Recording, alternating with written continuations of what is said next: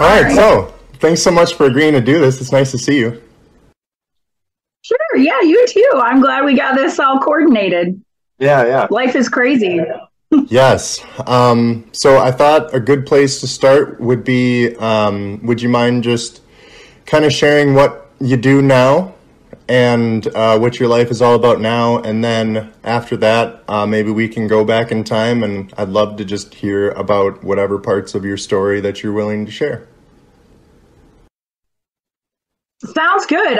So right now, and for the past probably 10 years or so, my husband and I have run a nonprofit youth camp for grade school kids in Stoughton, Wisconsin, not too far from y'all. And it's been a blast. It's been a lot of hard work. It's a nature camp. We use my parents' property. We have 10 acres. We have farm animals and gardens, and we teach the kids all about nature. And yeah, it's absolutely rewarding and exhausting. But I always remember whenever I get really stressed out and be like, oh my gosh, I can't do this anymore. These 18-hour days in the summer are killing me. My dad would just say to me, you know, Kate, you're doing the Lord's work. And that would always stop me in my tracks. And I'd go, okay, all right. Even though it's not a Christian camp, we're still serving our community, and we're instilling good character and qualities into the youth of tomorrow's adults. So there you have it. It's the Lord's work, and that's what keeps me going. Well, amen to that. You don't have to be a preacher or a teacher specifically to be doing the Lord's work. We can be God's hands and feet in about a billion different ways, and I completely agree with that. 18 hours is a long time to be working, and but yeah, you're very inspiring to me, and especially the work that you do there. What led you into that? So I just, the Lord threw me into it. How it happened was I was actually going to college for graphic design. Art was always a big part of my life. And I thought, okay, graphic design, that might allow me to do some work at home while raising kids and that sort of thing. I had 3 kids while in college, and that made it very difficult to think about affording any kind of, daycare because I'd be losing money going to work is truly what would be happening. And I really just didn't like the thought of not being with my kids all day and not being able to raise them myself. So, my husband and I at the time, we lived in a very small condo in Madison, and but my parents have this beautiful property with all this acreage, just sitting and doing nothing. So they started allowing me to use their lower level to do daycare. So I would just take in some neighborhood kids and babysit pretty much. We did a lot of fun stuff, of course, but that's how it started, was just as a little small in-home daycare. And as our kids grew, we sort of realized how fun it was, and realized that Stoughton didn't have much in the way of, grade school care, and certainly nothing outdoor based. I found out kids were going back to school for the summer, and the only camp in town was run out of the school building. And that just sort of broke my heart, because I grew up playing in the woods and being outside and having that glorious freedom of summer. And it was such a, even being in daycare all day was kind of a foreign concept to me. I didn't have to spend time in daycare, and there are some great centers out there, but it's also, I think, contributing to a lot of, the downfall of society. Honestly, parents aren't there for their kids anymore. And while there's good people working in this industry, there's also a lot of really bad people too, who don't do what's best for your children, and could care less, honestly. And I've seen some horrendous things now working in this business. So, but anyway, it occurred to me that we could start a camp here at my parents' property. And, my parents are just so generous. They let us do it. They just let us come in and take over, and gave and gave and gave and supported and supported. And it's grown into one of the most popular programs in town. We have a super long waiting list. We just opened enrollment for summer yesterday, and it's only October, and people are just banging on the door to get in, and It's because the property is beautiful. It's an outdoor program, and I think too that my husband Luke and I, we just never quite grew up, so we can think like kids, and we know what's fun, and we are now these self-proclaimed keepers of the fun. So the keepers of the fun, I like that. Man, there's so many parts of that I loved. It sounds like you tapped into a very much needed resource there, and what you said about like society downfall, I think a lot of that it has to do with the erosion of the family unit, and maybe just out of pure need of times are tight, and inflation and all of that, and needing to earn more money. I think there's a lot of different reasons for it, but not the least of which is there just aren't that many families anymore. And I could completely relate with what you said about you're one of the good ones, but there's a lot of corrupt ones out there, and I've seen that in my short time in the counseling field, how it can be a source of great healing for folks, but it can also be the source of some of the greatest evil in the world, where there's like no loving confrontation. It's just like everybody has their own truth. There is no truth. And so if you think that if you were a boy your whole life and now you think you're a girl, well, you just might be right, and we're going to play into that instead of trying to encourage you and tell you that you're beautiful just the way you are. And I don't want to go too off into that tangent, but yeah, I've definitely seen what should be helpful roles in society morph into very perverse, corrupt roles that are unfortunately a detriment to society.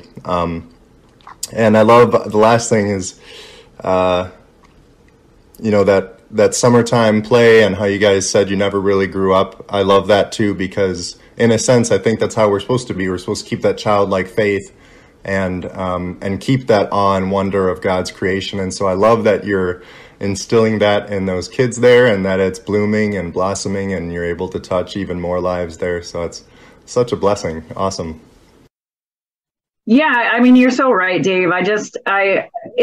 It pains me to look around at the children of today, and I keep telling myself, there's just no way God can hold this generation of children accountable for how we've screwed them up royally. And if his return isn't soon, then I'm definitely misinterpreting the Bible, because I don't believe that the kids of this generation are going to be held accountable for the lies that they've literally been force-fed. And that I just read this morning another article about another shooting at another high school in believe it was in Missouri this time. And I'm just going, well, you know what did we expect? What did we expect was going to happen when we shoved God out of the school? Now, if you're someone listening who doesn't believe in God, so what? At this point, you've pushed all morals out of the school. You've pushed all concept of the fact that you're not your own God, and it's not all about you. We're teaching the kids of this generation that it's all about you. You get to make all your own choices. You get to make all your own truth, and you don't need God because you're your own God, and your beliefs matter more than anything else. Well, I always say to myself, well, and I tell this to my kids too, it's like, where do you think morals came from? Where do you think who invented right and wrong? How did we all know growing up that, hurting somebody is wrong, shouting at somebody is wrong, that, stealing something is wrong, cheating on your math test is wrong? How did we know that? That's because God set forth those standards. And now we're just sort of blurring all those lines for kids these days. And it's ridiculous. And what's happening? Well, the devil's coming into your schools now because you kicked God out, and you've got people hearing voices and saying the devil told me to do it, and coming in and shooting everybody up. So it's gotten to the point where I feel like people are just becoming numb to it. And I heard a statistic the other day that just floored me. And it was an article I came across online. It was written in July. And it said there'd been 309 mass shootings since the beginning of 2022. And we were in July. Are you kidding me? I didn't know about all of those, because now it's all just kind of, oh, I read that article, it's brushed under the rug, let's move on. Are we that desensitized to to what's happening and with our kids? I'm sickening. Yeah, I think we are, unfortunately. I've since learned that this metaphor isn't actually true all the time, but it's still a good metaphor. The frog in boiling water. If you put a live frog supposedly into a pot of boiling water, it'll jump out right away. But if you put it into a pot of room temperature water, and you slowly turn up the heat, it won't notice the subtle change, and it'll sit there and boil to death. And I use that in crisis a lot, because so often we don't see that we're on fire. We don't notice the subtle changes along the way. It's like it reminds me of this documentary I watched about how the Nazis became Nazis. It didn't happen overnight. It was, you cross one little line at a time, and then it's like, okay, you get used to that new normal, and then you cross that line until all of a sudden you're miles away from where you started. And I like how you didn't put the blame on the children, because I think that's something that's really important, especially as Christians. We see how things are supposed to be, how God set up his orderly creation, man and woman, he created them, and marriage to be between one man and one woman. But it's like, I have to appreciate the fact that people who are pushed into different lifestyles, let's just say the LGBTQ plus community. I watched a documentary about a trans girl who, she started out a girl and she was a tomboy. She liked to wear boys' clothes, and so I think of gender as like this spectrum of you can express yourself. Like me, I'm actually probably more on the feminine side of masculinity, but I'm still a man. There are different ways to express your gender, but you're still fundamentally a boy or a girl. But what broke my heart in this documentary is I was watching this girl explain kind of how it happened. Is she started out getting just kind of lightly bullied for dressing more like a boy, and then she had an experience in the bathroom one time where someone asked her why she was even in there, thinking she was in the wrong place, and then for the longest time she could tell that it was other people who were wrong, but then eventually she started to think, oh, maybe I am wrong. And so it's like people get forced into these other lifestyles or other relationships from a lack of love, I think. And so it's we're all kind of to blame, we're all in it. Even people who know the truth, we got to be careful that we're not too judgmental. But yeah, the world is definitely on fire, and I agree that Jesus has to come soon, because there's things like deep fakes where what you're watching on TV, if it says it's the president, it might not even be the president. Like, they can fake just about anything with CGI, and the rise of AI. But like, even with trans, you don't know exactly what you're getting with people necessarily. People are even deep faking themselves. There's just so much deception everywhere, and those are just visually. So like, what you're physically seeing, you're not going to know what's real and what's not. So it's like, man, when you get to a world where everything you're looking at, you don't even know what's real or not, then I think once the truth has been completely swallowed up, there's no more capacity for love. The truth and love are inseparable. You have to have both. And we've just kind of kicked truth out the door and thinking that, oh, we can still love. And like what you said before is, if you take out God, the source of all morality, and it's just poof, gone, you lose the foundation of all ethic, of all why does it matter? It would serve me perfectly fine to steal everything from you. I'd be doing a lot better that way. And why not? What do I care about you? There's no right or wrong, so anyway. Right. Why can't you? I mean, the world revolves around you, doesn't it? It revolves. We're telling kids these days that the world revolves around you and you can change truth. And I am an absolute advocate for children. And I care so much about kids from the moment of conception all the way up until they are now leaders of the world. And it's it's very disheartening, and it's hard trying to sometimes, for me and my husband, playing that middle of the ground. We have a lot of different families that attend our center, and we show all of them love, because that's all that matters. And it's not my place to tell them how to live their life. I don't use my platform as a camp director to do that. I think when kids are here, the rest of the outside world should melt away, and they should just have their innocence. And so we do not push any agendas here at camp, other than just simply showing people the fundamental love that God showed us. And so, I just feel, though, that, the more I do this, I think about, the whole burnout factor is I'm getting older, how long am I going to be able to do this? And the older I get, the more I see that I really want to be able to tell kids more openly all of this nature that we study. Where did it come from? God designed it that way. And sometimes I do let it slip. Well, God made it that way, but the older I get, the more I have this need to, I just can't go on if I can't say, the truth that Jesus died for your sins, and you're not perfect, and you never will be, and you need Jesus to be perfect. And so then that way your ticket to heaven. God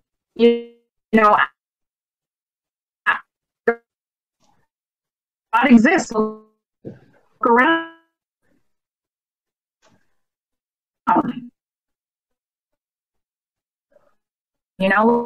Look at the time of year. We just go, God being pushed out of schools and that sort of thing.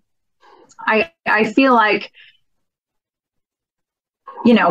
back in the 50s, the 10 Commandments were on every wall of every school, and they started every morning with a prayer over the loudspeaker. How would our society change today if we started doing that same thing? You have to have a healthy fear of God, that you will lose your soul. That's God's standard right there, and you can't live up to that. He knew we needed a savior, so he sent Jesus. And if that message was preached every morning in school, it would give kids purpose. It would give kids clarity, foundation, grounding, and all of those things that they need to grow up feeling secure in themselves and in their world. So that's what I wanted to say about that. Is let's start a movement where we post the 10 Commandments and pray in every school every morning, and watch how the mass shootings will just come down. It'll happen. I just know it would. So yeah, no, I would love that. I think one of the troubles is, and maybe I want to move on to your story after this, but we're into some good stuff. Is just it's hard in today's world because there's so many different beliefs, and so on the one hand, like the separation of church and state, or even public school. If you were going to say, let's put one religion's commandments in the school, it's like, how do you decide?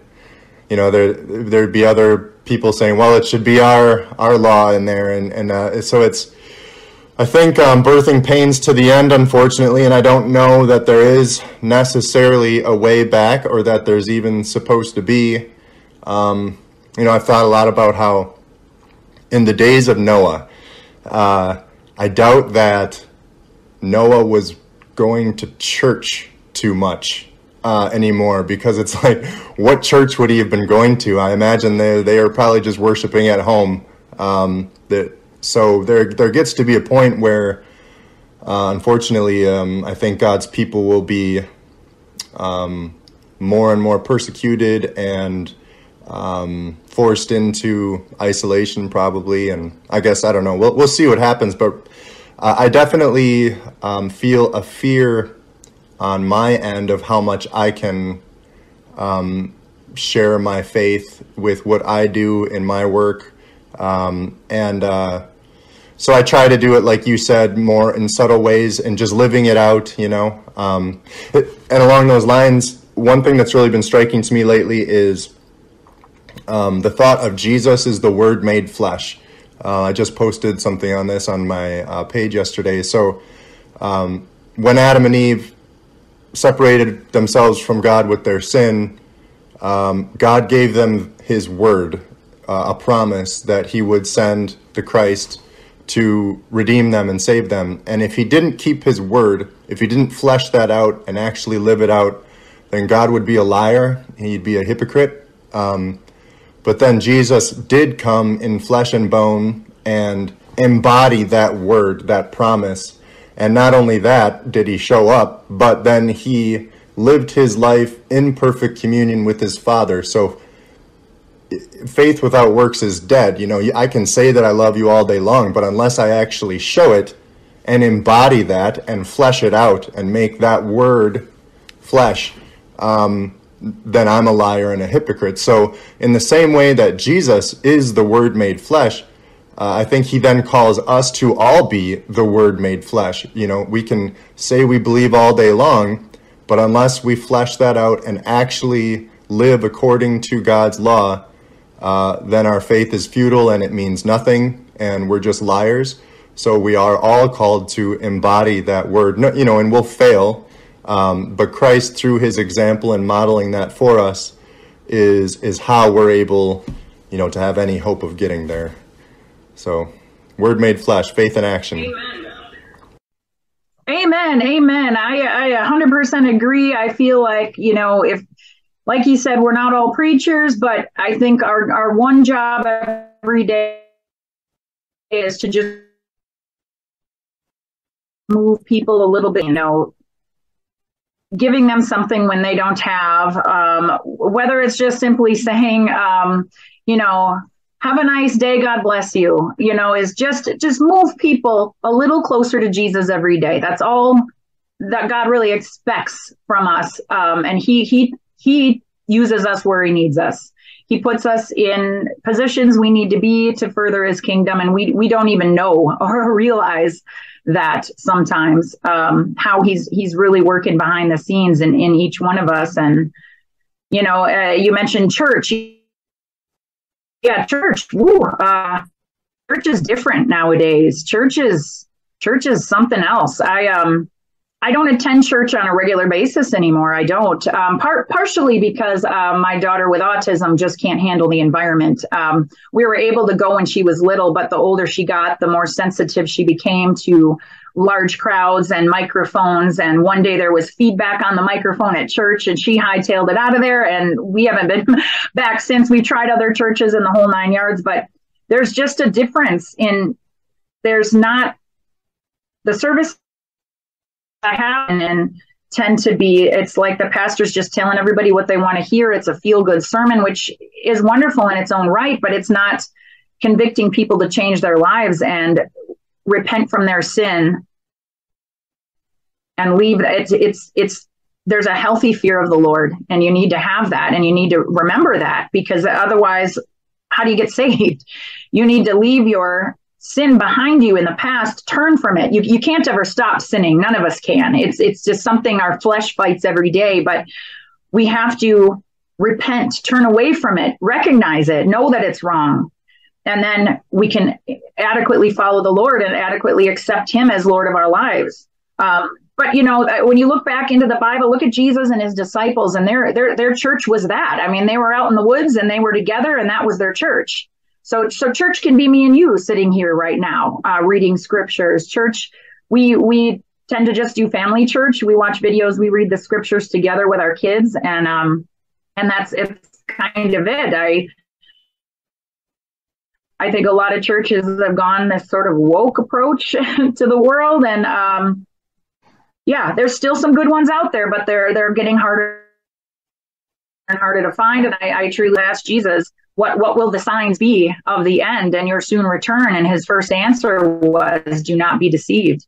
I think that you brought up deception, and just, you know, whether it's people's words or technology or even what's infiltrated the church, it's deception on a mass scale. And I believe that, you know, Satan's going to exploit that in these end times, so much so that it's going to be really hard for even the most intelligent people. If you don't have Christ in your life, you will be deceived. And then what was my last point going to be? Just the mere fact of Jesus equals truth, right? So like, when I talk about, gee, if we could just start every day with a prayer in school and the 10 commandments on the wall, it seems like such a trivial thing. And it's like, you're right. How would the school board determine which religion we should follow? Because the Satanists sure have their religion and their after school clubs and all of that. And it's like, well, which religion actually equals truth? And truthfully, the word religion isn't even right in this sense. I don't like the word religion. I'm not sharing my religion with you. I'm sharing my faith in Jesus Christ, which equals truth. So that's my 2 cents. Yeah, amen to that. The difference between spirituality and religion, I too have seen the downfall of religion in my life. I don't belong to a religion. I have a hard time right now seeing myself belonging to a religion again. Religion is a group of people who say they believe the same things, coming together to strengthen each other and form a big family of families. But unfortunately, inherent with that is a structural institution run by man. And so then, anything that is run by man is destined to be corrupt unless it's filled with God's love and truth. But even then, men are sinful. And so, putting the best construction on it, perhaps, there's that pull between love and truth and wanting to meet people where they're at, but maybe then sacrificing the truth more than it should be to accomplish that, and forgetting that those two are inseparable, and that sometimes the best way that we can love someone is it's like, if you see someone running headlong towards a cliff, at least have the decency to say, hey, watch out, there's a cliff there, If you're not doing that, are you really being loving to that person? If you're just saying, oh, no, forget it, there's no cliff, you're fine what you're doing, just keep running that direction, And sometimes I think, too, this is the really hard part. I was having this conversation with someone very near and dear to me recently, is when Adam and Eve did not show their love to their father by obeying him and doing the right thing, what did the father do? He removed himself from them. He said, look, if you're not going to be loving, then I can't be a part of this. And so sometimes our absence is the only way that we can speak to people. If they are not seeing or hearing, sometimes we need to remove ourselves from the situation. And that is how we show our love, That's how God showed his love to us. It's like, okay, well, you can see how that feels then. I'll be here with open arms, waiting for you. The door is open, but you do need to walk through it. And thankfully, he gave us Christ, who showed us how to walk through it and led us to it and through it. Anyway. Well, I will have to say that you've broken up a couple times here. The internet's gotten a little spotty on my end, so hopefully we'll make it through. I'd like for you to share a little bit about your story leading up to how you became this camp director now. Sure. Hopefully you can edit out the boring parts here. I don't know if it's a real exciting story. I was the youngest of 3, 2 older brothers. My folks, my father was a airline mechanic and a pilot. My mother worked as a social worker. She was home with us when we were kids. So going back to that, I never had to spend much time in daycare. So I don't understand it from a kid's perspective. And we moved from Michigan when I was 8 to the house where I finished growing up in Stoughton. My childhood was awesome. We played outside all day long. I had a brother that was 10 years older than me, so he was kind of out of the house much more than I remember. But Jason was my best playmate growing up, and spent many wonderful Thanksgivings going to the Finn house where all our cousins were. And I totally cherish those memories, 100%. it was the highlight of the year to go up and see the Finn clan. And anyway, yeah, it was just such beautiful memories when I think back. And I had trauma in my childhood, as any kid does. It shapes you, it molds you, it builds character. You live through it, and it's a story you can tell. Most of my trauma ended up being in my late teen years, and when my brother Jason died. It's funny too, because I used to think, as I was a kid, gosh, I'm just such this average kid. I'm just average. I'm just quiet. I don't do anything. I'm not in any trouble ever. I'm just a quiet, compliant kid. And I remember sitting numerous times in my bedroom as a kid, and I'd think, now what am I afraid of? What's the worst thing that could possibly happen to me? I accepted Jesus as a little kid. I was 5 years old. I remember riding in the car with my mom, and I asked her, I'd heard my brothers talk, how do you get to heaven, Mom? And she explained, well, you just ask Jesus into your life, and then he becomes the Lord of your life. Your sins are forgiven. And, you work the rest of your life to follow him. And I thought that sounded great. So right then and there, I accepted that. And I was never afraid of death as a kid. I wasn't afraid of dying. I knew what would happen when I died. But I remember distinctly thinking numerous times, what am I most afraid of then, if it's not death? What couldn't I handle in this life growing up? And my brother's dying always popped into my mind.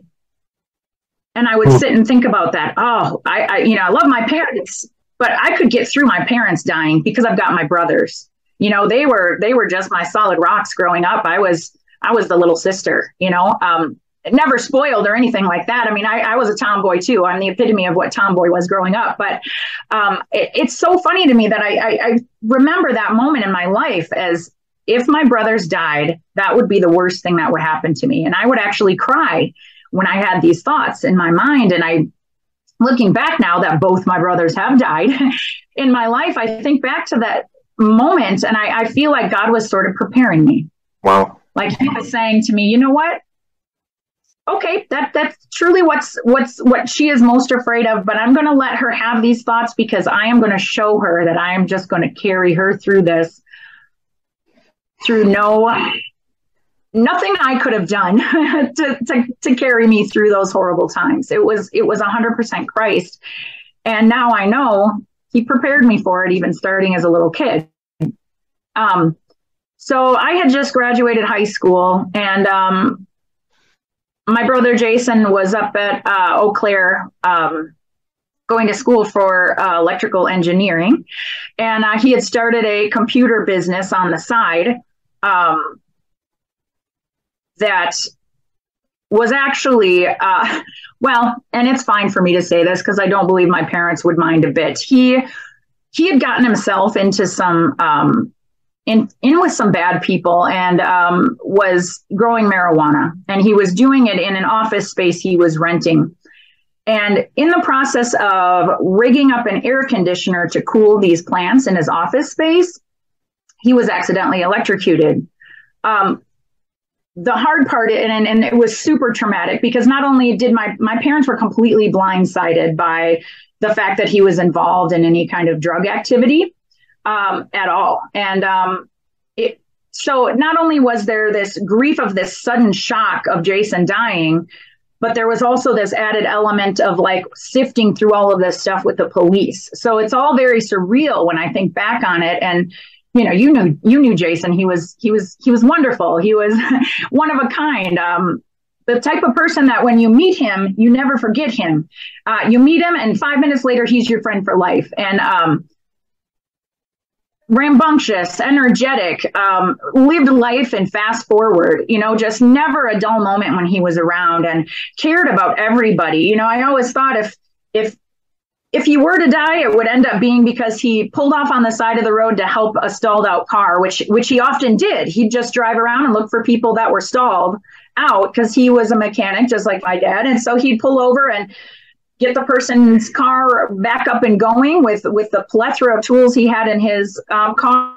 or he'd, get them a ride where they needed to go, because this is pre-cell phone days. And so he was just sort of people's angel that way. If he could fix it, he would, and he'd drive 100 miles to help you out if needed. So, and the sense of humor, oh my gosh. I mean, you just roll for hours laughing. Him and my dad too. My dad, I sure do miss that sense of humor. But anyway, so I had just graduated. I was 18. I felt like the rug was just pulled out from under me. I was supposed to leave for college in a few months. I tried going anyway. I was going into theater school up in Duluth, which another passion of mine besides art and children and theater and all of those things. But off topic, but thankfully the Lord gave me a career where I can use all of that. I mean, we do drama, we do art and kids. So he knew what he was doing. I did not know what I was doing. But so after Jason died, I remember thinking, gee, how am I going to keep living? I remember thinking, okay, Lord, you better come back soon, because I think I can make it 2 years and that's it, but no, he carried me along. He gave me direction in my life. He gave me focus where I didn't know. I those first few years after he died were really dark for me. I tried to go away to school. My support system was gone. I have family up in Duluth, but not super close family that, not like having your true support system that hadn't been established up there for me yet. So I only lasted there for a year, and it was a terrible year. I wasn't growing as a Christian. I wasn't being my life wasn't a good testimony to Christ. We'll just leave it there. But anyway, I came back home. I refocused. I tried to figure out what I was going to do. Went to school for graphic design. Met my husband, Luke. And anyway, then a few years later, we got married, started having kids, and the whole 9 yards. Now, my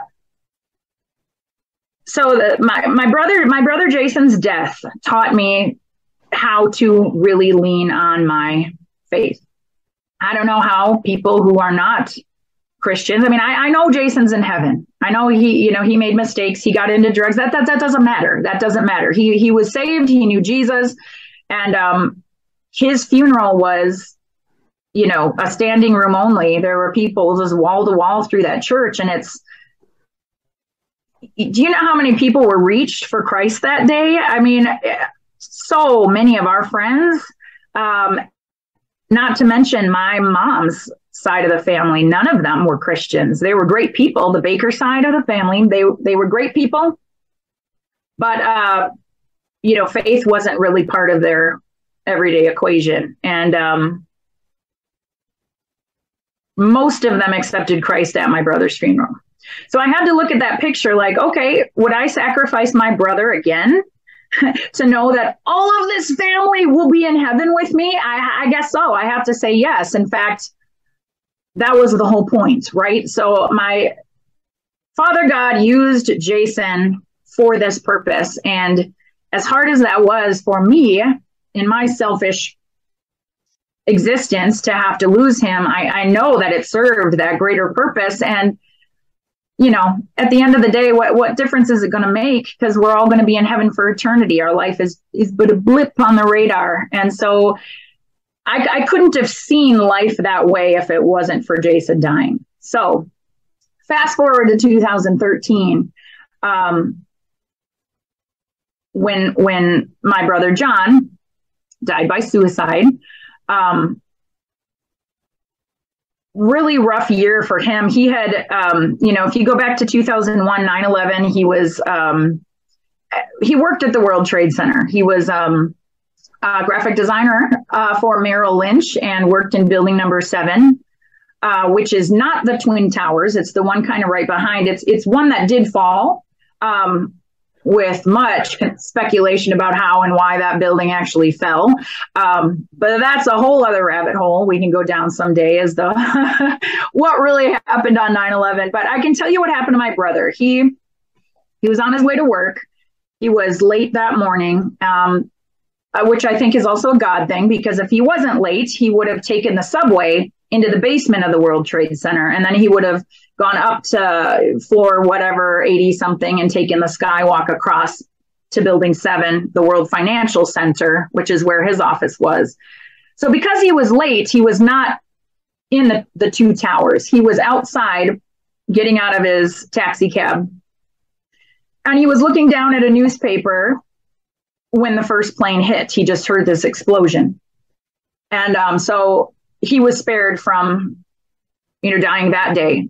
So he and his wife, they met up. She worked just a few buildings down too. She's a social worker in New York. And they were able to make their way home. The city was in gridlock. They had to walk 40 some blocks to make it home. And of course, we were terrified over here in Wisconsin, trying to figure out how to get a hold of them and what happened. Are they okay?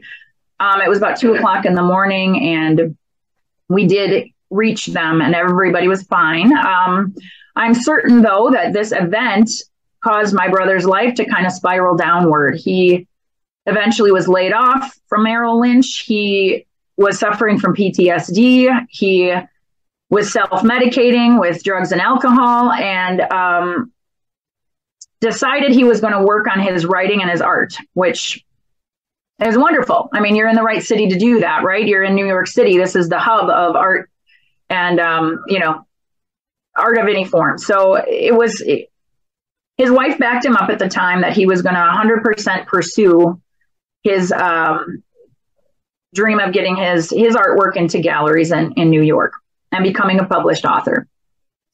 But what ended up happening, and I'm certain that the drugs and alcohol abuse were a factor, he just began isolating himself more and more and becoming super depressed. It became harder and harder to get a hold of him. He wasn't returning phone calls. And when my grandpa Baker died, John came from New York for the funeral in Duluth. And I remember at that time thinking, oh, he's really different. There's just something a little off, mental health wise with him. And it wasn't enough for me to really confront him about, because my brother John's always been sort of an eccentric type of person. And his wife didn't come with him on this trip. They didn't always travel together just because of work, responsibilities, but there was something off. And I remember talking to my husband about it, like, Luke, what should I do? Is there something I should be doing to intervene? There's something not right. The signs I was seeing were just some hints of delusion, some hints of paranoia. He thought people were following us. There was a moment in Duluth when he said, don't take this certain route. They have it set up that there's construction there, but there's no construction going on. They're just trying to route people in a certain direction, as if someone was watching him or following him. Mm. But again, it wasn't like he came right out and said, I think somebody's following me. It wasn't enough. But I said to Luke, what should we do? Should we intervene somehow? And he said, don't worry, Kate, Yumi, that's his wife at the time. Yumi will reach out if there's really a problem. So I kind of just let it go from there. And ironically, it wasn't more than 6 months later that Yumi called me up and said, I need to talk to you about your brother John's mental health state. Something isn't right. And so long story short, through a process of elimination of all other choices, we had him committed to the mental health ward at Bellevue Hospital, and he wouldn't go willingly. He actually, Yumi had to go through a court process to get him to go against his will, and they could only hold him for a certain amount of time. So she did have him committed, and he was able to act very lucid and very with it, and so much so that they really couldn't hold him. In fact, he reached out to me and said, Kate, you got to help me get out of here. This is a horrible place. I've seen things I don't want to ever repeat, and it's not the right place for me. I'm okay. I need to get out of here. So, Luke and I went out and visited him there. We're still trying to gauge exactly what's going on. He ended up confessing to us both that he was working for the CIA. And they were basically experimenting with mind control through microwaves. And what he thought was that there was this secret cabal that had sort of sucked him in to sort of, something sort of like the Illuminati or the Masons, but, real secretive. And it was, they had sucked him in and were using these mind control technology on him. But one night he heard the CIA through some radio waves he was listening to, and they enlisted him to continue the work he was doing to try to figure out what this horrible cabal was up to. And he would call it gang related stuff. A group of people that was trying to legalize cannibalism is basically what he told us. And so he believed he was on the right side trying to help the CIA uncover what was going on. And he would sit and listen with these headphones to like radio fuzz, radio noise. And he was hearing voices in that radio fuzz. And he said it was all very, very satanic. And he had me listen one time and he's like, "Can't you hear that? Can't you hear that?" And I'm like, "No, John, I can't hear that. I can't. I want so much to believe what you're saying is true, but I'm not hearing what you're hearing, So as much as I wanted to be his, because he really felt there was nobody else was listening. At this point, his wife had left him and divorced him, and he was all alone in the world. So I support him and not, just plain old tell him he's crazy and you need help and stick him back in a hospital against his will, but really try to see if we could get to the bottom of what was causing this. And no doubt, drugs and alcohol played a role. He didn't have a job when his wife divorced him. He didn't have money, so he was, scrimping on what he had and what. So I know he was smoking some synthetic weed, which is really, really bad. I've read studies now that it just completely can cause all sorts of psychosis and things like that. So I really feel that was a factor. But he got evicted from his apartment and we were able to get him back here to Wisconsin to live with us. And he was only here with us about 6 weeks when he took his own life. And I feel like he had maybe, when we first got him out here, I asked him, "How are these voices? Are you still hearing these voices? What's going on?" He said, "Well, they've calmed down since I've gotten out here, but they'll find me again." He really believed it wasn't in his head. He really believed it was somebody planting that there. And he would try to explain to me how you can implant thoughts in somebody else's head through microwaves. And I mean, I'll be honest with you, Dave, when we went out to visit him in New York, his apartment looked like a crazy person. He had scribblings of, Sharpie marker all over the wall saying weird things. His windows were covered with tinfoil. He had built himself a tinfoil hat. So, the old, "Oh, he's a tinfoil hat person." Yeah, John had a tinfoil hat. In fact, it was kind of cool. He had sort of like sculpted it into this kind of like,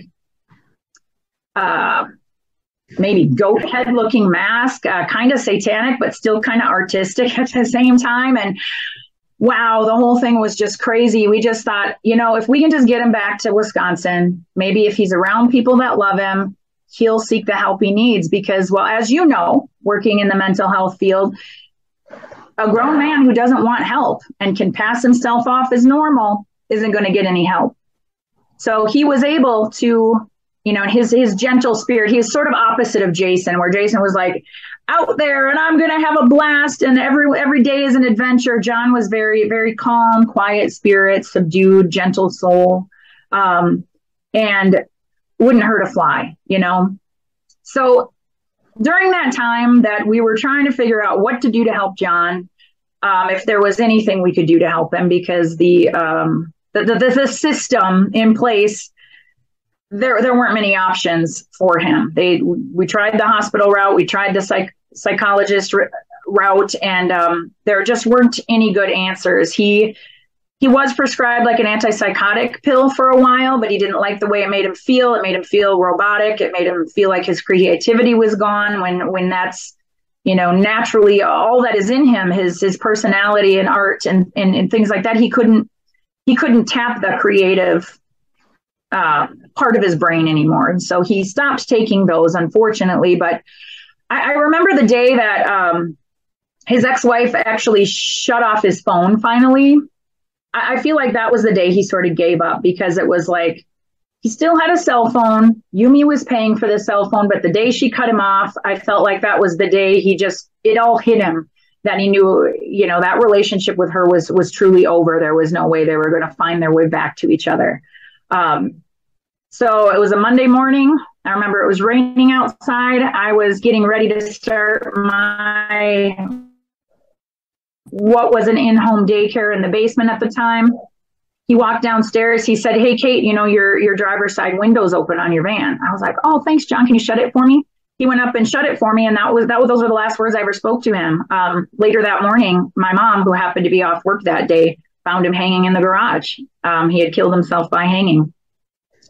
And wow, horrible memories. I mean, the kind that haunt you. I mean, talk about PTSD. I think that's normal for everyone that goes through trauma, especially at first. But I remember thinking, God, we were able to cut him down. We were able to attempt CPR.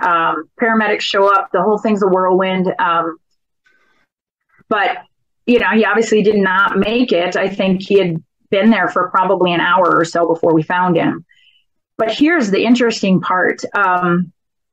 A few days prior to this, we were sitting out on the back porch and we were just hanging out and chatting. And he said to me, "Kate, I think there's a demon in Mom and Dad's garage." I said, "Are you kidding me? How do you know there's a demon in Mom and Dad's garage?" He's like, "No, I can sense it. I can sense that there is a demon in the back of Mom and Dad's garage." And I was like, "Well, what is it oppressing you? What are you feeling? How do you know this?" And he said, "Well, I can feel like it's telling me to kill myself." And I was like, "Oh, but you never would, John, would you?" He's like, "Oh gosh, of course not. I never would. In fact, Kate, if I ever die, know that it was not by my hand." And I was like, "Okay, well, good. But that I at that point in my life, I didn't know what to say to him. I didn't know how to help him. I didn't know. I should have said, "Let's pray." Hold on, you're breaking up. Shoot. Right now. You should have said what?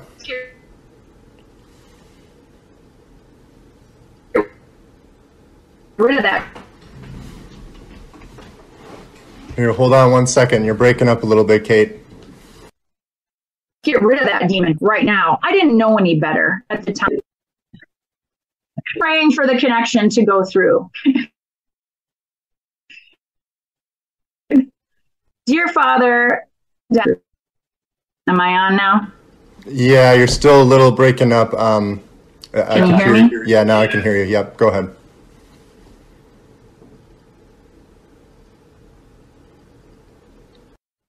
Told me there was a demon in the back of the garage that was telling him to kill himself. I should have said, "By the power of Jesus Christ." I didn't know any better. I didn't know what to do. I didn't know what to say. I'd never really experienced spiritual warfare. So right in front of my face, right? So I just kind of encouraged him, "John, don't worry about it. Let's just move about our day. Either way, I know you're okay. I don't want you to feel suicidal or anything like that. If you come to me if you need anything, and if you think there's a demon in Mom and Dad's garage, you come to me and we'll figure it out." Well, it was a few days later that he died, and so I after he died and we had handled his, he had been taken to the hospital because they were trying to revive him. It didn't happen. After dealing with all of that family stuff at the hospital, I came back and I walked into my parents' garage and I rebuked those demons. And there's resurrection. There is resurrection power inside each and every one of us. us believers. And, it happens to you. You can't cast demons if you're a Christian. And I 100% believe that that's what was happening to my brother. And Satan used drugs and alcohol as a way to penetrate his mind and get in there. And now in the back of our garage, we have a cross hanging. And I don't believe that I feel any kind of oppression from any demons around here any longer, because we have cast. Can I say one thing there? Interject? Because we have cast them out. Yeah, I want to thank you so much for sharing all that, Kate. I didn't know a lot about that with John, but just the one thing that I wanted to throw in there that I've thought a little bit about with regard to demons, because I've thought about how, like Satan is the king of all demons. He's the father of lies. And I was thinking about how with the disciples, when they were going around and driving out demons, the way they did that is with truth and love.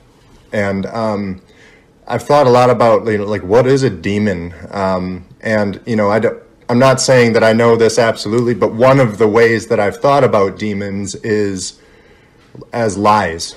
That they're lies that the world tells us that derived all the way back from the father of lies, from Satan. And since then, lies have been more and more propagating. It's like the very first lie that Adam and Eve believed was that God had nefarious intent and that he was not loving with his law, and that what he said wasn't true, that they wouldn't die, and that he was holding out on them. And from that original lie, so many other lies have now propagated the earth to where, what we were talking about now, we live in a world that's just completely soaked with deception. It talks about in the time of Noah, before God sent the flood, that every inclination of man's heart was only evil all the time, meaning just covered in layers and layers of deception until we're all those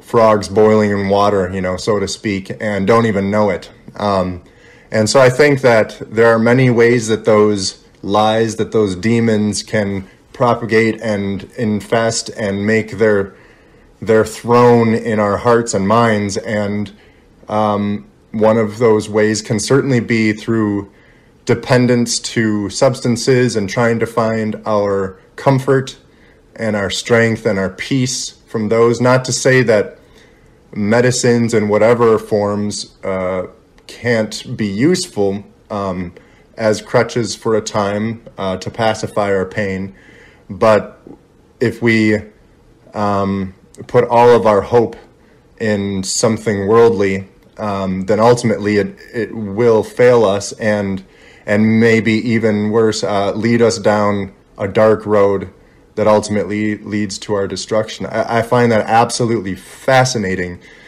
that he was haunted by that demon, that lie, that he needed to almost essentially sacrifice himself to it.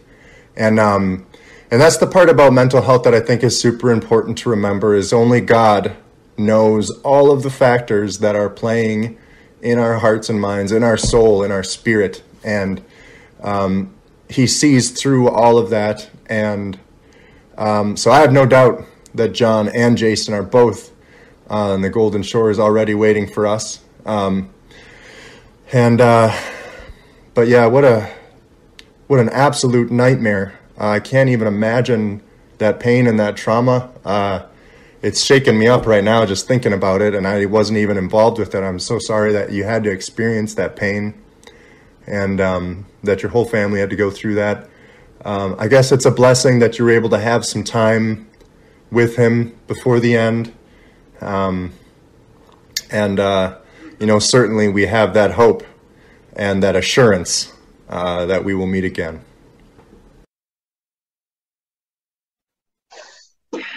Yeah, 100% you nailed it on the head when you said he in his mind felt he had to sacrifice himself he had mentioned that before. He said the work that I'm doing, Kate, and he was talking specifically about his quote unquote work with the CIA, which we all have determined was just a delusion in his mind.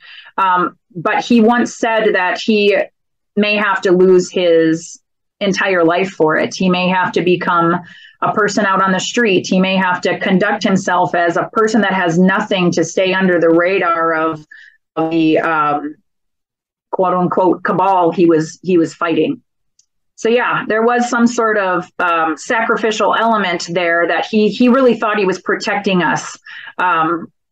Because I know him well enough to know that he would have never done it otherwise. He thought that this was the only way to go, or the only way he could protect us. And it was a true blessing, those 6 weeks that we had him with us when, I was 8 years old when he moved out of the house, and then we moved away, and I didn't have him around a lot growing up. So other than a phone call here or there, or a visit at Christmas time. But so yeah, seeing him every day for those 6 weeks was, I just cherish every memory. And he really was the one who inspired this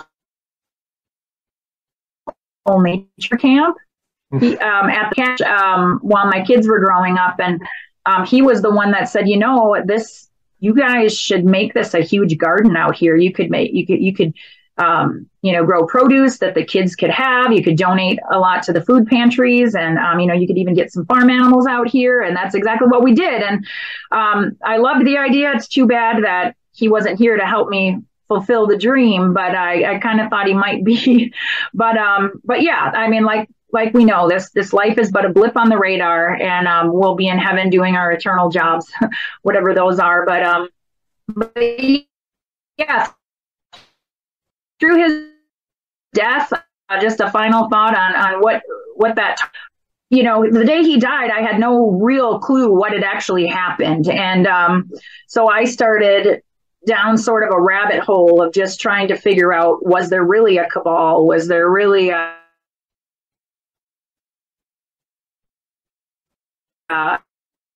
secret society that had driven him to this? Is there and using them? And all I know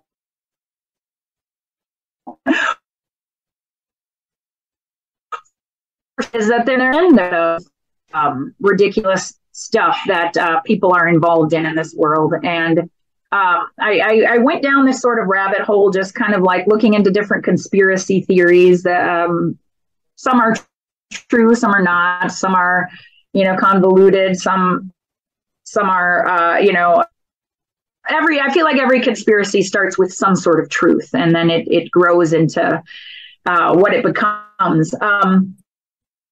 But I can tell you this, I can tell you that my journey to figure out what happened to my brother John, how went on one day for me. It was Jesus is coming back. It's like God just put that in my mind. Kate, this world's going to get really ugly. All that. I am coming back. And when that light bulb went on, I could see clearly, finally. I'm getting chills just thinking about it right now, because it was like, okay, I don't need to study conspiracy theories. No. I'm delving into Revelation and figuring out, like, my blessed hope. It's on the way. It doesn't matter. This is all just driving towards the one event. Whether you believe in the rapture of the church or not, Jesus is coming back. I really truly believe that that one day the dead in Christ will rise first, and we will meet the Lord in the air, and then we will come back with him wipe out all the evil in this world, and that that dark evil path that my brother John was on, and to some extent my brother Jason too. Without those two events in my life, I would not be where I am in my spiritual journey. Here I am doing this very difficult job sometimes, and just looking towards that blessed hope that one day my Savior will return, and then nothing, not even one little thing on this earth matters anymore. Amen. I think, yeah, that's really beautiful way to look at it. I was talking about that with someone else recently. Is we can, even though, so like this life is essentially like living in the holy Saturday of the resurrection weekend. So we've experienced Christ has been crucified. We die to Christ. And so now we're waiting for his return. And we have that blessed assurance. And so we can live in the resurrection and we can live in that hope because he has already risen. And we know that we too will rise. So it's a haunting place to be because we're still not there yet. We're still in the wilderness and we're still exposed to the hellish features of this life. And but at the same time, there's a light at the end of the tunnel. We can fix our eyes on the one, on that light, and that's what gets us through.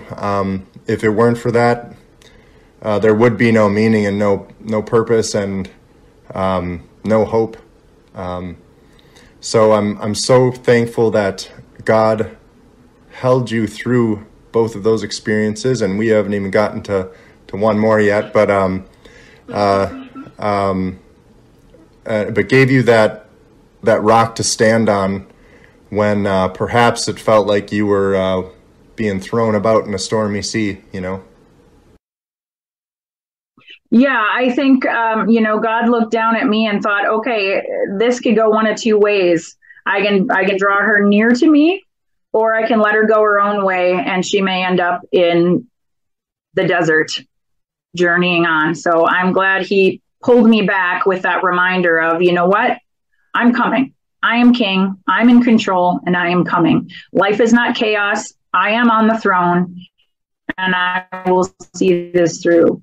So, yep, it was a very distinct day when that light bulb went on. I just felt this relief, like this weight had lifted off of me because I feel like I was so far down this rabbit hole of trying to figure out what happened to him that I had lost sight of what truly mattered. So yeah, that's the good news. That's how God works. That's his nature. That's how he works. And he will never leave you nor forsake you. Not ever, not even when you are in the most desolate place, the darkest place in your life. He is there with you. And it's happened to me multiple times. So he keeps seeing me through it. And, I said this at my dad's eulogy too, but I'm going to say it again here now because I think it's just so important. Like, my dad, my poor father, lost both of his sons. He never lost his faith, never, not even for a moment throughout all of that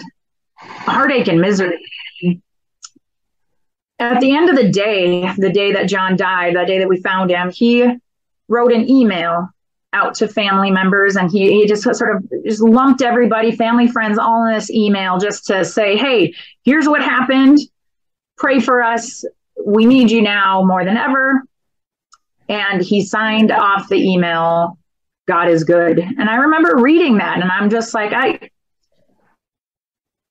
it's not hard to understand, but I'm not sure I would have used those words, but it spoke volumes to me. And I hope it did to everybody else that read it too, because the man lost one son. Now he lost a second one, both super tragically. And it just happened. Those emotions are so raw, yet he can still sign off his email that God is good. God is good. God didn't do this. This tragedy happened because we live in a fallen world. Satan is directly responsible for this tragedy because of the lies. You're right. He's the father of all lies. But God can use all things work together for good for those who love him. And God used that tragedy to witness to other people again and to show his glory. And God did not cause this bad thing to happen. He did not, but he used it for a better purpose. He used it for good.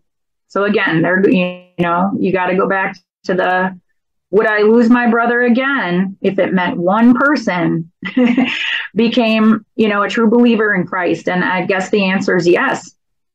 We can fast forward to my dad if you want to get that part in too here. I don't know how much time have you got?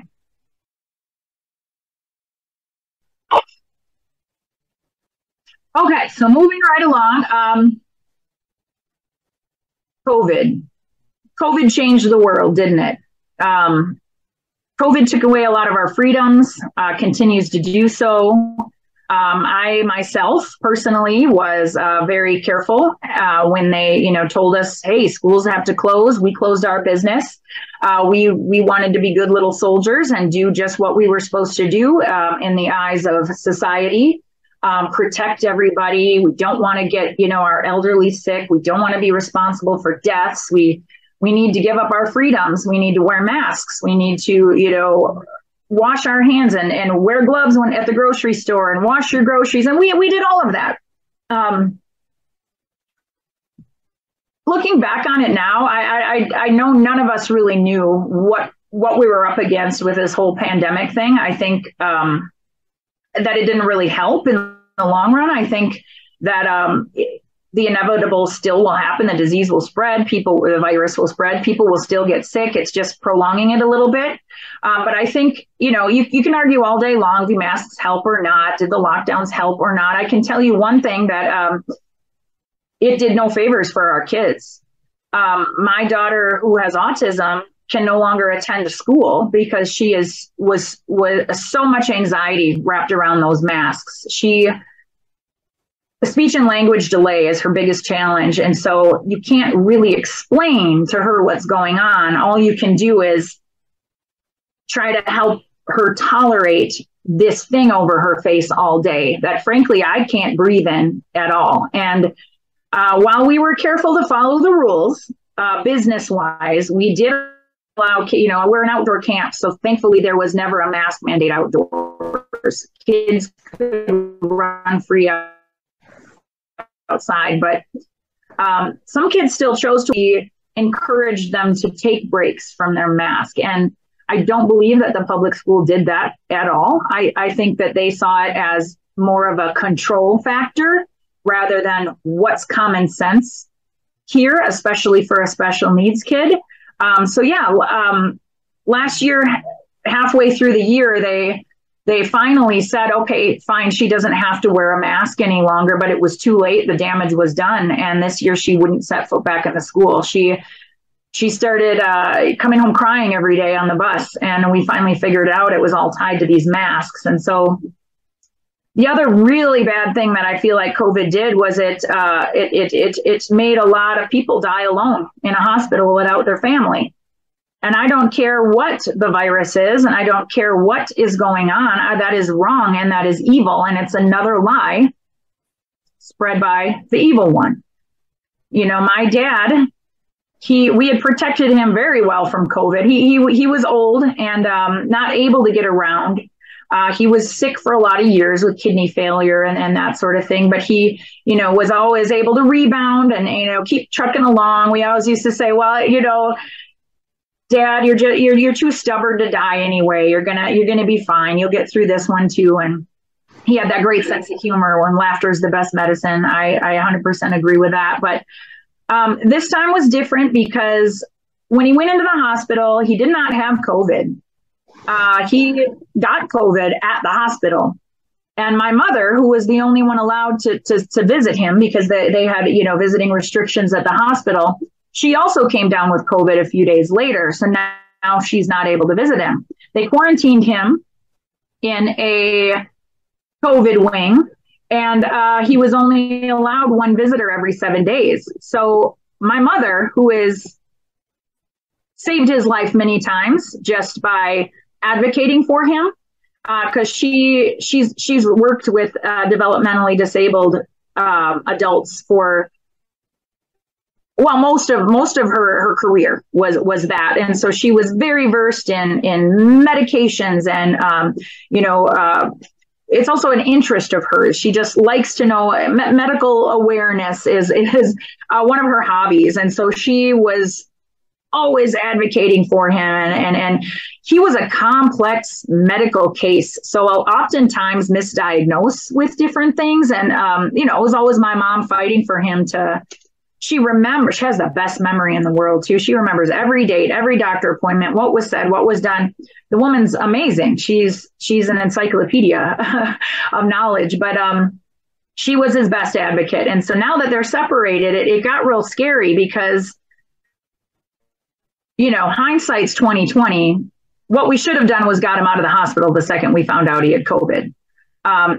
But instead, we, you know, had that normalcy bias where you think that the healthcare professionals are really out to help, right? The hospital should be the place he should be. So if, you know, something happens and he can't breathe, they've got the equipment ready right there. But the difference now is, and I'll say this flat out, if you have the choice to go to a hospital that accepts CARES funding through the government, or you have the option to go to a hospital that doesn't accept CARES funding, don't go to the hospital that accepts CARES funding. They incentivize death, basically. So what we found out after the fact was the hospital gets paid for every COVID patient they diagnose, hence the reason they're probably not super careful about spreading it. Number two, every patient that goes on a ventilator, the hospital gets CARES Act funding. So now there's no incentive to keep the patient off a ventilator. And once you're on a ventilator, it's like a 95% chance you're going to die. And then once you die, the hospital also gets paid. And I heard that it was, you know, up to $250,000 per patient that dies from COVID in the hospital. Now, I'm not saying every doctor, nurse, and, hospital board member is purposely trying to kill people. But I can tell you that this was our experience. This is exactly what happened. He died of hospital neglect. And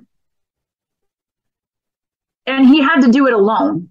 He had to do it alone because they wouldn't let us in with the excuse that, you know, we don't want to spread COVID.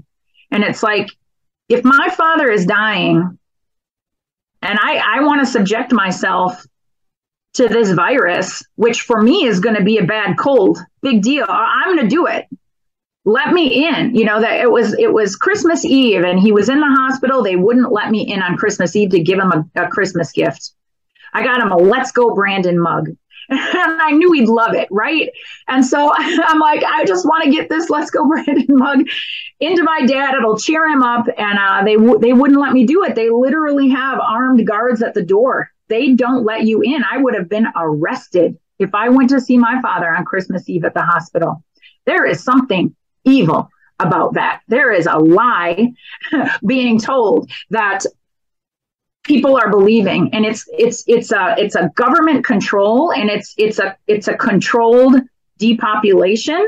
I believe that hospitals that are accepting this CARES Act funding, well, this is a fact. It's not just what I believe, but Dr. Fauci, if you're a hospital that's going to accept CARES Act funding, Dr. Fauci writes the rules and the protocols for you to follow.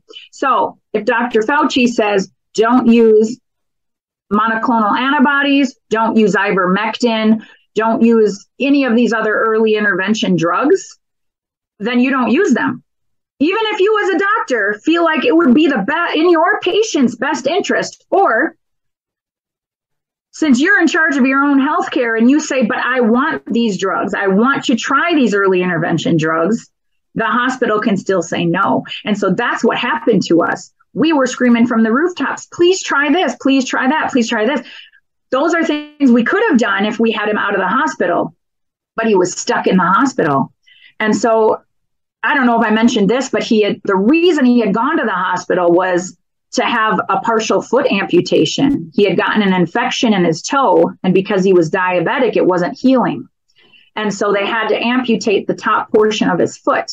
Well, he can't walk very well anyway. Not the day he was getting transferred to rehab to learn to walk again was the day he got diagnosed with COVID through a routine screening when they were going to transfer him. So that's when it was like, oh, he's got COVID. Doors are locked, doors are shut, armed guards standing in the way. You guys can't get him out. If you did try to get him out, only one of you can come into the room, and then good luck getting him out of the bed and into a wheelchair and downstairs.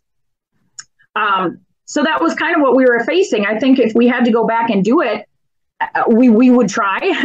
We would wheel his bed out the door. I don't know. We would have done something. But yeah, so those early interventions weren't allowed to be used, and all of those protocols are written by Dr. Fauci, and the hospital gets paid if the patient dies. So that there's something really wrong with that. It should be just the opposite. In fact, there's a doctor named Pierre Corey who has testified at a congressional hearing talking about all of this. He comes, not just him, but he comes with an army of doctors and nurses that are screaming the same thing. Like, this is wrong. We're killing patients. We should be able to treat patients the way they should be treated instead of neglecting them to the point they need a ventilator and then they die. Because that is truly what happened to him. Yeah, I think you're touching on a nerve for me, I know, with regard to how pharmaceutical companies essentially rule the world right now. I think it's like 75% of advertisements are funded by pharmaceutical companies, something like that. They're basically paying for FDA approval. They're hand in glove, with that. It makes me sick because we treat people who are trying to self-medicate with substances that have proven therapeutic potential, but are deemed Schedule 1 having no therapeutic potential. We treat people like criminals and lock them up in prisons and call them druggies. And yet at the same time, these pharmaceutical companies, I see it with so often parents will, instead of trying to try a behavioral approach with their children who are experiencing some type of disorder, they'll just start pumping chemicals into them. And it's like, it's essentially meth a lot of times for like kids who are struggling with symptoms of ADHD or something. Or we pump benzodiazepines, which are essentially synthetic alcohol, into adults and children. Or OxyContin and oxycodone, we pump basically opioids into people too, and they become dependent on them. But it's okay because they're pharmaceuticals. It's okay. They're not drugs. They're not drug dealers. They're pharmaceutical companies. So the world is essentially run by cartels. And with the COVID thing, I think it's like, let the people who are healthy and who are going to still be able to contribute to society, let them go out and about and live their life. And the people who maybe are higher risk, they should stay inside and quarantine. But it's not like you have to be locking down everybody and all these children who, like you said, it's going to be like a cold. My daughter, she didn't even know she had it. It was so mild. And when I had it, I couldn't smell, but that was essentially it. I had like a headache or something. I should have been able to continue on and live my life. Those lockdowns did not need to happen. I think for the most part, people see that today. I want to say another thing about the COVID thing. So, you've talked about the effects that it's had on your children, and I work in crisis right now. I work as a crisis counselor, and from 2020 to 2021, the amount of crisis cases or responses that we had to go and attend to went up something like 400%. And this year it will have, I think, maybe perhaps almost doubled from there. I could be slightly off on those numbers, but it's just an astronomical increase. Everybody's in crisis right now. We need way more counselors out there to try and help with this. It's the world is truly on fire, and that, I think, there is just myriad problems, disorders, psychological issues that came from those lockdowns and all the lies that came with it. The institutional, the government is just becoming bigger and bigger and having more and more of a hand in the everyday life, and just removing so many of our freedoms, and we're giving that up and just saying, here, take it, like in the guise of protection, so that's a lie too. One thing I want to make sure I go back and say before I forget here is, first I want to just speak to your dad's grace that you mentioned. He was I was named after him, and he was one of the most inspiring people in my life because of the very simple fact of how he carried his crosses with grace. It makes me tear up every time I think about it. I don't understand that man's strength. I don't understand it. I wish that I had even just an ounce of it, because like you said, not only did he persevere, but he was like a rock for other people through something that would have just destroyed me. I don't understand it at all. But I'm so thankful for the example that he laid out, and I'm trying so hard to follow it. I mean, he did embody Christ in that way, carrying his crosses with grace, and they were some freaking heavy crosses, man, that no one should have to carry, and just so inspiring. I love Uncle Dave so much. I can't wait to hug him again. Such an awesome guy. Then the other thing that I wanted to say is I was talking to someone at work about this recently, and it was very striking to me. So there's, according to like chaos theory, I think it's called, but it essentially says that really there is no real chaos. And this is what it means is like, so let's say you have a quarter or something, and you're going to flip it in the air, and you could say it's chaos wherever it'll land, but you just don't know all the information yet. So if you're able to get all of the information, so let's say exactly how it's sitting in your hand, exactly how you're going to flip it up, any variables that might come into play, like if there's any wind or anything, or how it might bounce. You don't know those because you haven't put all the time in to calculate that each time. But if you did have all of the information, then there would be no doubt as to where it would go. There wouldn't really be chaos. And so I've thought about that with regard to God, is even though this world seems like absolute chaos to us, when God set this in motion, when he created this universe, gave birth to all of this new life that he gave us, he knew and knows all of the information. He knows every single one of the variables. I've almost thought about it like growing up when I was in like 5th or 6th grade, they had these books. They were called Choose Your Own Ending books. I don't know if you remember those. So like, yeah, you'd get to the end of the chapter and then you could pick which way you were going to go. And I've almost thought about it like that. Like, we do have many choices in life, but there are only so many options available, and God knows all of the different choose your endings, and so he knows all of the different variables that are going to push us any which way. And so to God, there is no chaos.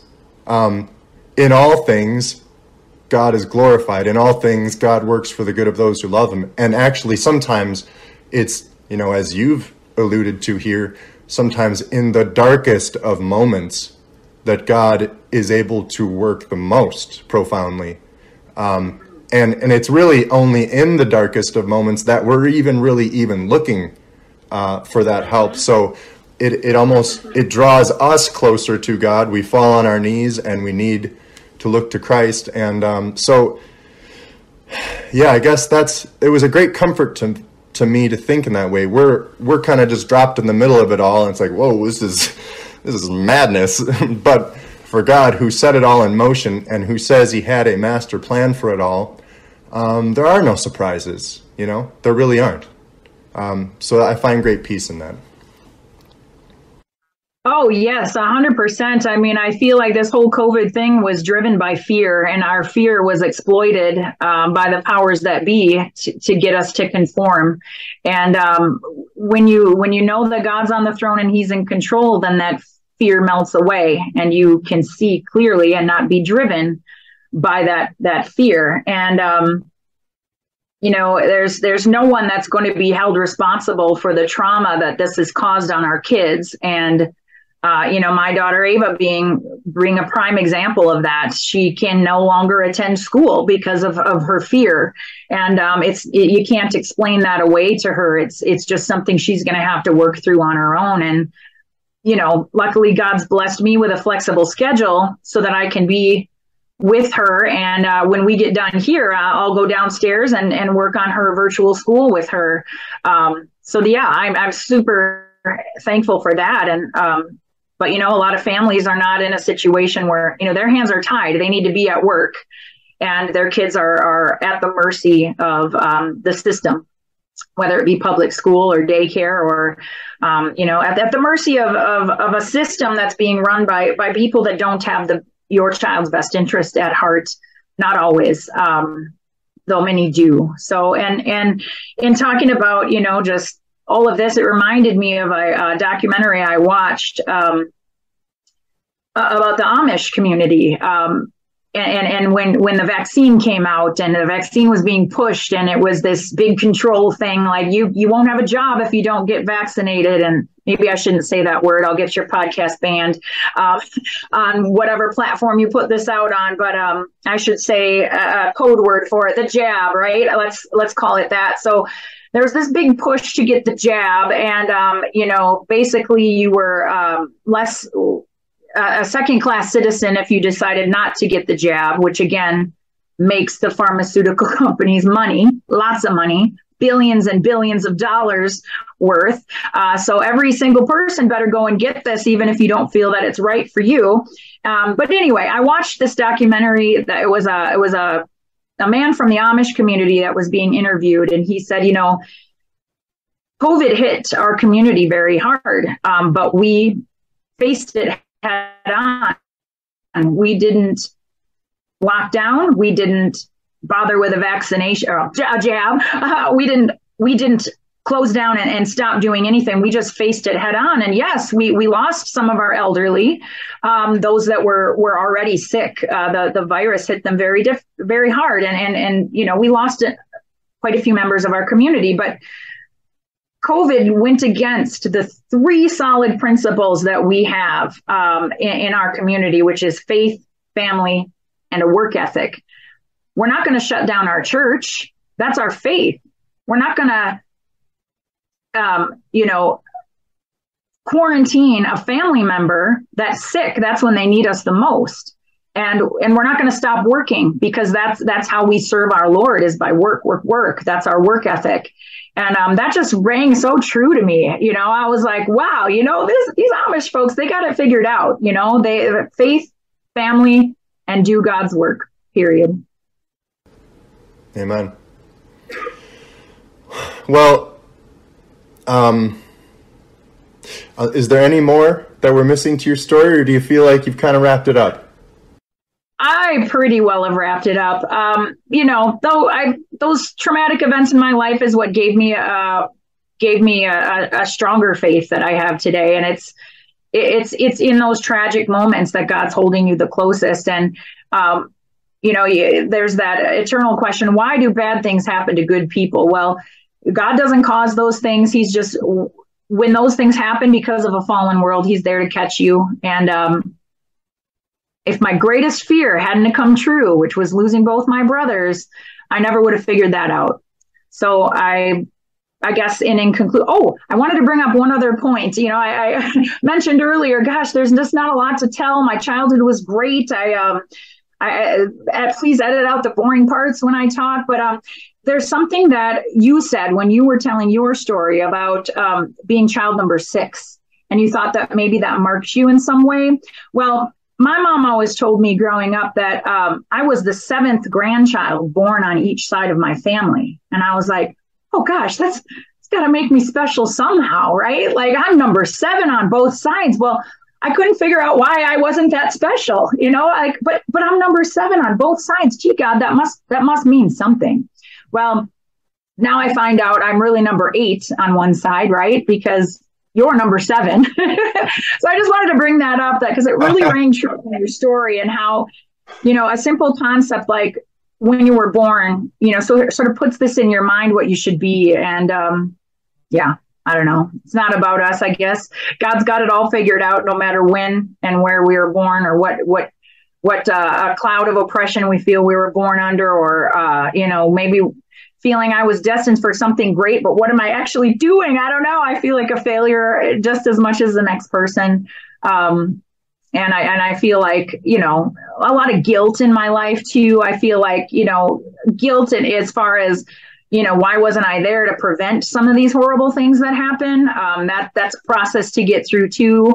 Why wasn't I able to do more for my dad? Why wasn't I able to stop John that morning? I knew he was in a desperate area. Why didn't I pray with him that day that he told me there's a demon in the back of the garage? So guilt is something that is also a lie from Satan, and I have to remind myself on a daily basis that that's a feeling it's okay to push aside, because it gives room for God's glory to shine through. It's a lie from the pit of hell, and without these traumatic events in my life, I wouldn't be able to stand up so boldly with my faith. I told that doctor at the hospital that day that they magically let us in after he died. Both my mom and I were now suddenly able to stand by his bedside and to him magically. I don't know why that didn't spread COVID around, but made no sense. But we pretty well reamed the doctor out for hospital neglect and said we were going to scream from the rooftops. And then we said, but Jesus.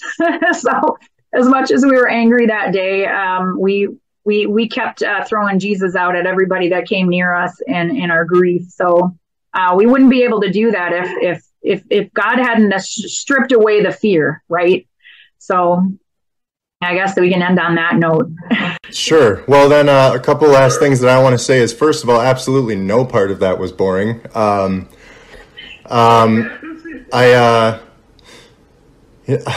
you said about it's funny what you can put on yourself. I had that fixation for a big part of my life with the whole 6 thing. And so I just kind of it was one of those moments where I just kind of had to laugh about it, but also I saw some beauty in it too, with just seeing that changed in my life. But I want to go back and just say that, these tragedies, these serpents of chaos that are allowed into our gardens, God didn't protect our great-great-grandma and grandpa Adam and Eve from that danger. He allowed it to come in. And so he didn't design it to just keep us sheltered and safe from any danger or temptation. Instead, he is making a way for us to be stronger and wiser, I think, so that like Christ was able to overcome the temptation in the desert when he was faced with those very real temptations from Satan, that he's teaching us and making a way for us to be able to withstand that too, that we learn from all of these horrific experiences, and it reminds us that God's law is true and designed for our good, and it's not him trying to give us just arbitrary rules, like, in the same way that parents don't just it's like, hey, don't touch the hot burner. Why? Oh, just for my own jollies? No, because you're going to hurt yourself, and I don't want you to be in pain. So God gives us the law as a way to show how we can live in harmony with him and with each other, and not have to hurt each other or kill each other or cause this pain. And so I think it's a combination of having that law sealed through the consequences of sin in this life, but also then, that, like you were saying, Jesus, the grace, that undeserved love that he gave us, that he won our salvation, that he came and he modeled that perfect love and rose so that we too can rise with him and live in perfection with God and with each other forever. And I want to close, Kate, by saying that one of the main reasons that I really was hoping that you would do this with me is, in the same way that I was speaking about your dad as being an absolute inspiration, you have always been an inspiration, and more so, seeing the way you've carried these 3 very difficult crosses in your life. I marvel and awe at your strength, and you've not only persevered through it, but just had this abundant fruit that's produced from it, and you're using that to be a blessing in your community and with these kids that need it, and it's just so beautiful. You're making beautiful art from all the madness, and that's what art is for me, is it's turning that inner turmoil into something beautiful and making it something useful. And that's what our great creator does with us too, is he sees all of the disorder, he sees all the pain, and yet in all things he is able to work that and make it beautiful for his people. And so So thankful to see that he's doing that in your life. I'm going to continue to pray for all of you over there, and that you continue to find healing from that. Please don't blame yourself. I can see how that temptation would be there to feel like you could have done more. But you are doing so much, and God is using you in so many ways. And so good on you, and keep on keeping on. Proud of you, cuz. Thank you, Dave. Oh, that means a ton to me. Seriously. No, I admire you a lot too. You got a lot of strength too. And I know times get rocky, but we're so praying for you too. Yep. We just love you so much. Big hug. Green hug. Love you too. Thanks so much for taking some time today. Maybe we'll do it again sometime. We'll see. Yeah, let's do it again sometime for sure. Thanks so much. Okay. Take care. Have a good one. Yep. God bless. Bye.